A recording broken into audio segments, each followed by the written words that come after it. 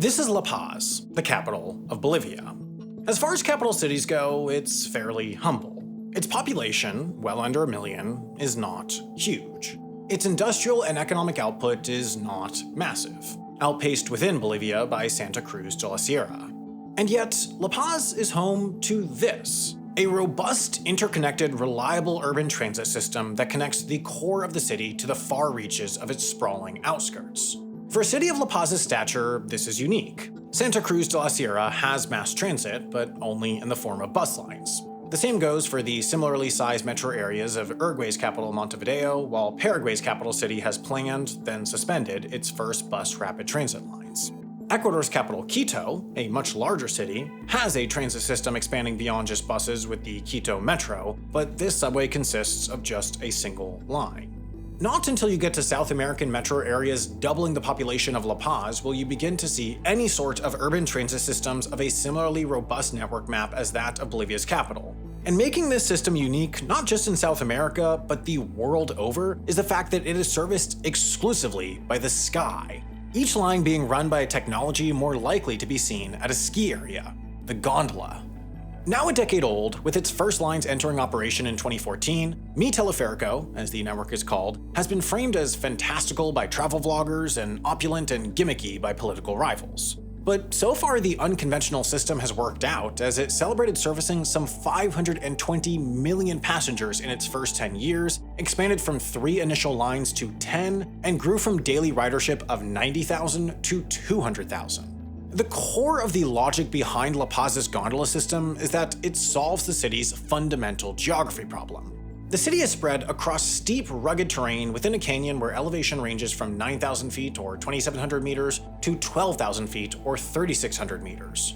Generally, the wealthier and employment-rich areas sit lower and nearer to the river, while more working-class neighborhoods trend higher into the hills, punctuated by the sprawling city of El Alto sitting atop the plain above the canyon entirely. Connected by a single highway and endlessly winding back streets, El Alto is traditionally where La Paz draws much of its workforce from, mere miles away but 1,000+ feet or 300+ meters higher in elevation. While climbing such a steep grade is a unique problem for a traditional transit system, it's one well within the comfort zone of the technology that specializes in similar terrain, albeit for far different purposes. Gondolas, of course, are primarily designed for ski resorts, which earns them an opulent connotation. But the engineering behind them is ingeniously simple and remarkably cheap. It's simply a steel wire rope suspended by pylons and anchored by 2 terminal stations. Inside the terminals, electric motors turn bull wheels which spin the rope at a pace that is consistent and reliable.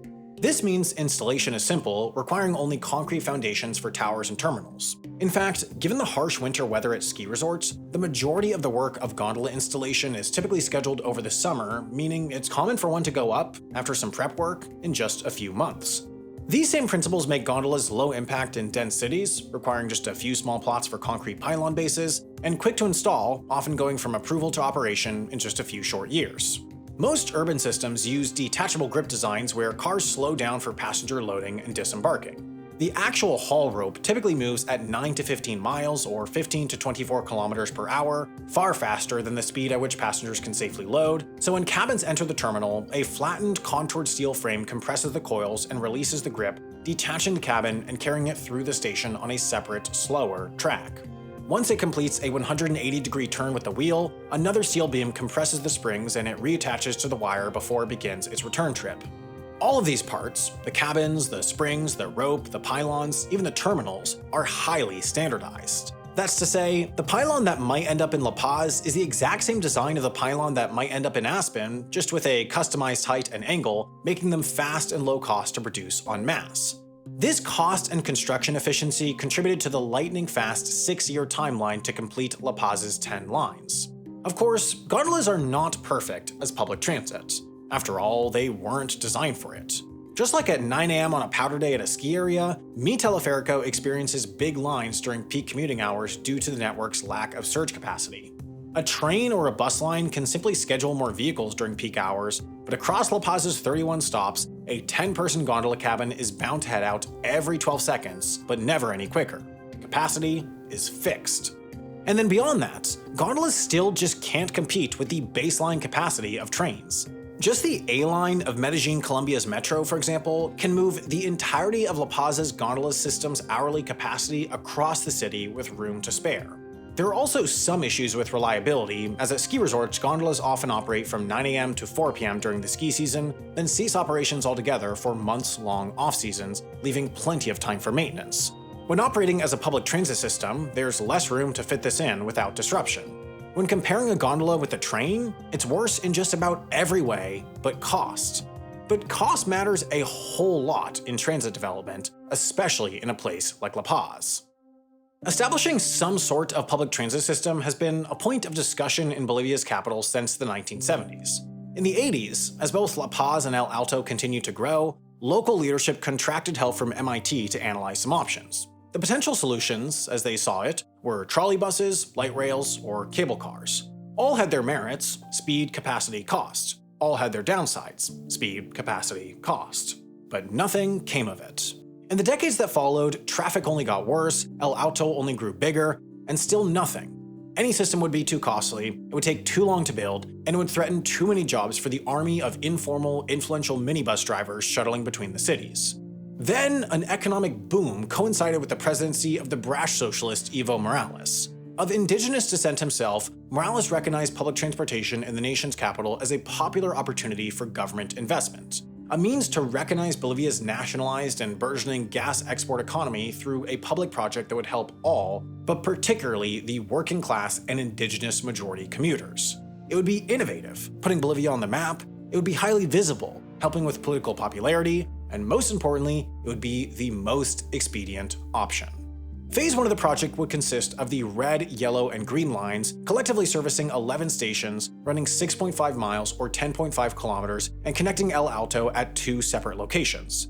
This would cost a projected $235 million, a sum that the government could nearly cover with Treasury reserves alone. While a massive expenditure for a country of Bolivia's economic scale and situation, at $23 million per kilometer for a turnkey system that would open just 2 years after formal government approval, Mi Teleférico was comparatively cheap and lightning fast to deploy. Even bus rapid transit systems, usually considered the cheapest, fastest option, struggle to meet these costs and speeds. Bogota's system, for example, has exceeded that of the gondola's first phase at $24 million per kilometer for one section and $33 million per kilometer for another. And then there's the prohibitively expensive metro lines of Medellin and Bogota that have come in at $98 and $81 million per kilometer respectively, each with decade-long construction timelines. By floating over the city rather than reshaping it, La Paz avoided radical road reconstruction and minimized property purchases, saving the government millions of dollars and years in construction.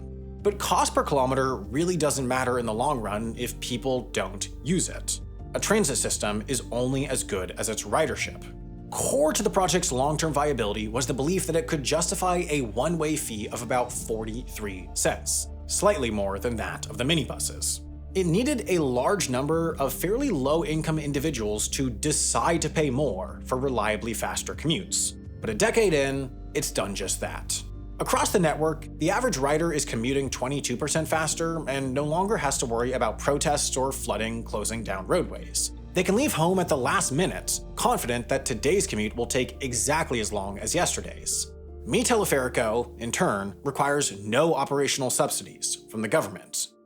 But while breaking even gives confidence that the system can continue operating regardless of politics, it's hardly the success metric of a transit system. For that, consider a user living somewhere around here and commuting to La Paz every morning. This excursion was once a 40-minute drive at best that could require haggling over price with a minibus operator and running the risk of being late on account of worse traffic than usual, or weather, or minibus breakdown. Now that commute is just 10 minutes, with no haggling, no worry of delay, no road stress, no car noise even. The impact of such a change is hard to overstate, as it's proved nothing short of life-altering for many. Now students can commit more time to study, commuters more time and energy to work and careers, and all residents more time to interact with the two cities rather than trying to navigate between one and the other. Gondolas have provided a bridge between the economically and ethnically divergent cities. With the red and yellow lines first, then silver and blue later, the system provides previously isolated populations within the city, the young, the elderly, and the disabled, an accessible, affordable means to travel from El Alto to anywhere in La Paz. In turn, now La Paz residents have a reason to visit the vibrant markets of El Alto. In the abstract, studies have quantified the benefits of paying the daily fee as a commuter at a net economic benefit of 58 cents, or have concluded that the economic benefits of the gondolas outweigh the cost by a ratio of 1.05 to 2.16. No matter how one looks at it, in the form of empirical study or an anecdotal interview with the daily commuter, the system's having a profoundly beneficial impact across the entire metro area it connects. La Paz is far from the only Latin American city with a cable car system, and while it is the most expensive, it wasn't even the first. Medellin, Colombia started the phenomena in 2004. The city is built into a wide valley with its wealthier core sitting primarily at the flat center, and lower income areas generally creeping up onto the hills above. Unlike La Paz, it does have a metro and tram system, but this primarily sits on the valley floor, leaving the lower income areas isolated from the rest of the city. So, like La Paz, gondolas were implemented as a means of connecting these lower income areas to the rest of the public transit network, saving their residents from sitting through the horrendous traffic the areas can experience. Also like La Paz, studies indicate that in the newly connected areas, employment is up, crime is down, and quality of life is just simply better. With such a seemingly strong case behind them, the urban cable car has been spreading like wildfire across Latin America. Caracas first opened in 2010, Rio's in 2011, Cali's in 2014, and Mexico City's in 2016 as the first of a network that's now up to 5 lines with plans for plenty more. It's no wonder why. A confluence of factors make Latin American cities uniquely suited for gondola public transit. They are more often located in mountainous areas, partially due to the prevailing landscape of the region, partially due to the historical choices of settlement locations.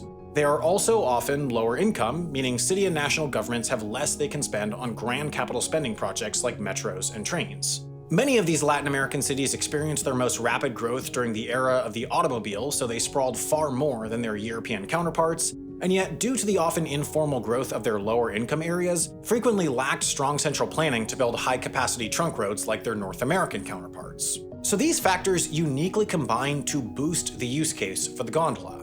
The transit method is relatively inexpensive to build, yet comparatively fast due to the glacial speeds on the roads, especially in the hilly areas where travel speeds slowed down even more. This equation makes gondolas make sense. But what about the rest of the world? Lacking this unique combination of factors, can gondolas still serve a purpose as public transit outside of Latin America? There are certainly fewer systems outside the region. Far fewer cities in the rest of the world are built within hilly environments, and in order for a gondola to even begin to make sense as a transit option, there needs to be some geographic impediment that makes buses slower or trains impractical. But elevation change isn't the only potential geographic impediment. For example, the first urban cable car serving as public transit in France opened in 2016 in the rather small city of Brest, in the far west of Brittany. It's a historical port town split in two by the deep coastal Penfeld River. For centuries, the banks of this river have been used as part of the city's naval base, but in recent decades, the facility has shrunk as the Navy's industrial functions modernized and moved elsewhere. This left these workshops abandoned, so the city purchased them with the intention of renovating into a new cultural and commercial center. The only problem was that the city center of Brest is directly on the opposite side of the river, and there were no bridges forming a direct route between the two. At about a 20-minute walk, it was unlikely that the new Atelier du Capucin would become part of people's downtown shopping, dining, and sightseeing routines. The city considered a bridge, but costs would have been high, between $30 and $60 million, according to estimates, due to clearance requirements. The river below was still quite actively used for naval functions, meaning any bridge needed to be high enough to allow ocean-going vessels to pass beneath, which made construction more complicated and time-consuming. So rather, they turned to the cable car. Its construction cost was just $20 million. Nowadays, the Teleférique de Brest runs every 5 minutes during peak periods, carrying a maximum of 1,200 passengers per hour over the Penfeld. The service has not been without stumbles. It's experienced a number of extended shutdowns due to defects and mechanical faults, but the project was approved under the expectation of 600,000 passengers a year, and counts have mostly sat between 700 and 800,000 a year. All indicators suggest this was a success both for individual users and for the city of Brest. But that doesn't necessarily mean cable cars as transit over rivers is always a good use case. Just look to London. In many ways, the implementation of London's cable car is quite similar, so it'd be intuitive to expect a similar result. It also spans a river, London was also looking to connect the two sides, and the city even ran into the same difficulty with the bridge option due to the necessity for nautical navigation.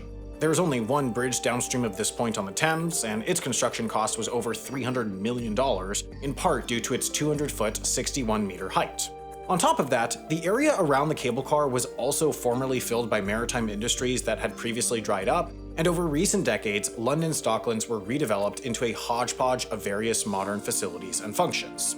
On the south side, the UK government built the Millennium Dome to host a year-long exhibition to mark the new millennium in 2000, and this was later redeveloped into the O2 Arena to host concerts, sports, and other events. This portion on the north side of the river grew into a combination of apartments and hotels and restaurants to service the crowd visiting the nearby XL Exhibition Centre.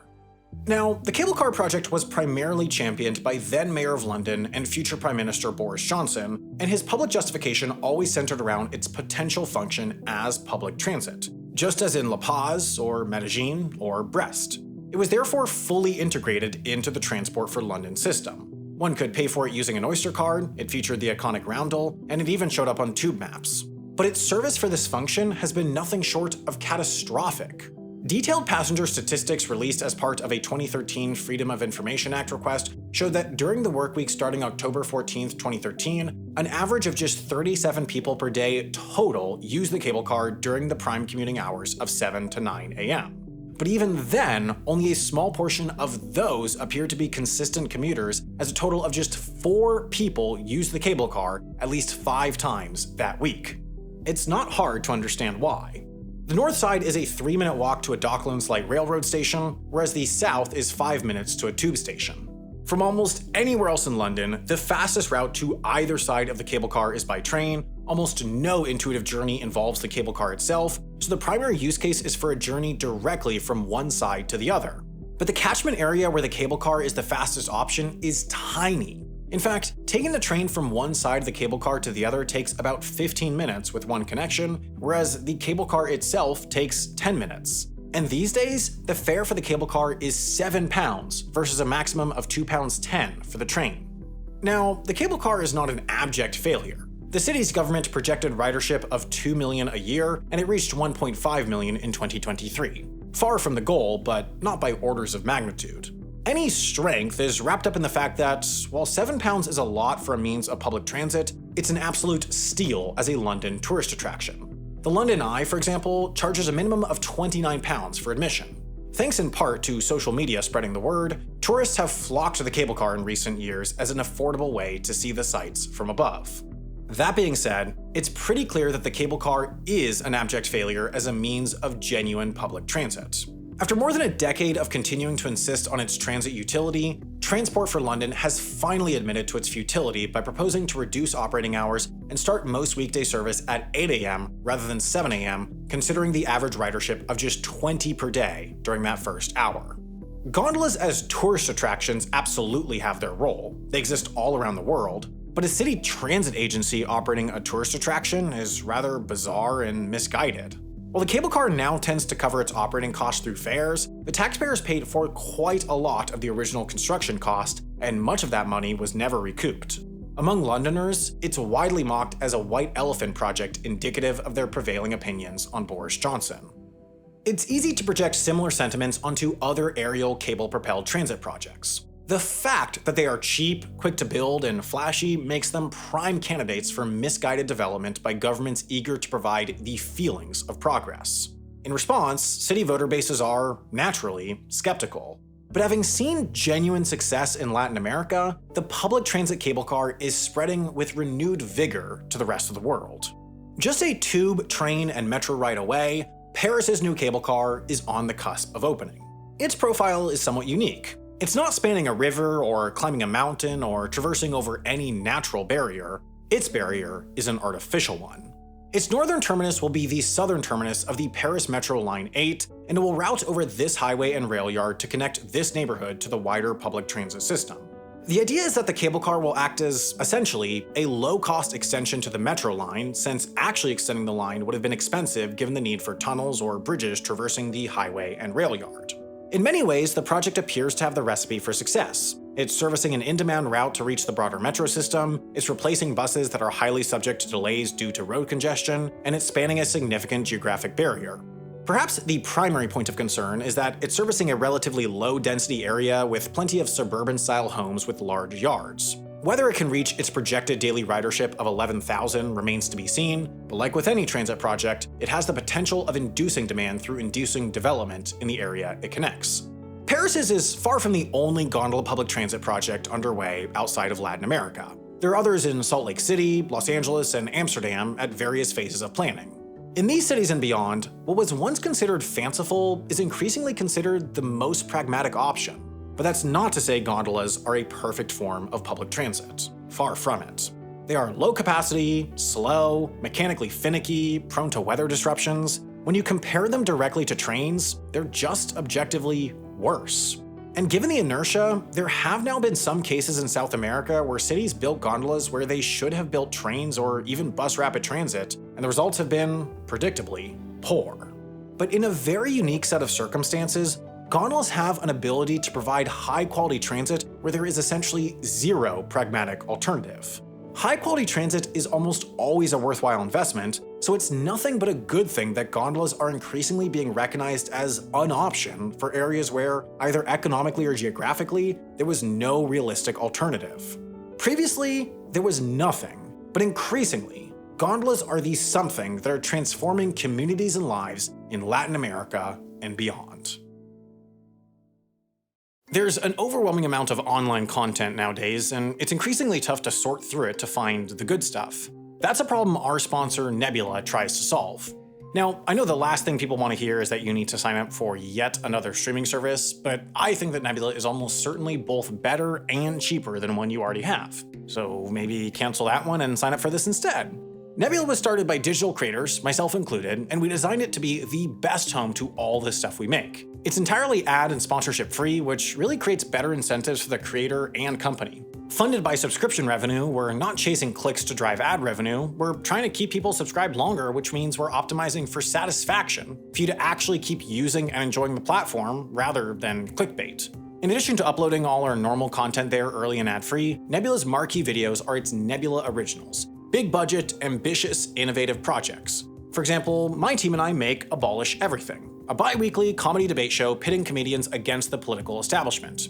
We've also made The Colorado Problem, a feature-length doc about the implications of the 20-year Colorado River drought, and The Getaway, a social deduction competition show taking place on wheels. And of course, there are all sorts of other creators that make stuff on Nebula, like Tom Nicholas with his doc Boomers, about the rather worrying implications of the gerontocracy, and Abigail Thorne and her narrative short Dracula's Ex-Girlfriend. But what really makes Nebula worthwhile is the price. It's far less than basically any other streaming service. If you sign up for the annual plan at our link, nebula.tv/Wendover, you'll get 40% off, which brings the monthly cost down to just $3. Not only do you get a lot of value for that $3, it also genuinely helps support hundreds of independent creators. So head to nebula.tv/Wendover and sign up today.